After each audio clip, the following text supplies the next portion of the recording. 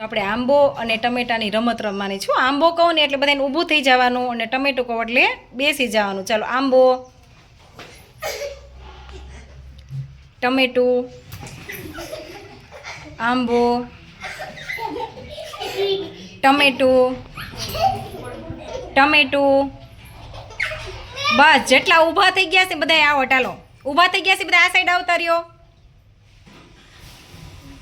ઊભા થઈ ગયા છે બેઠા છે એ નહીં. આંબો, ટમેટું, ટમેટું. હાલો વંશ ને તો ચાલો આંબો, ટમેટું,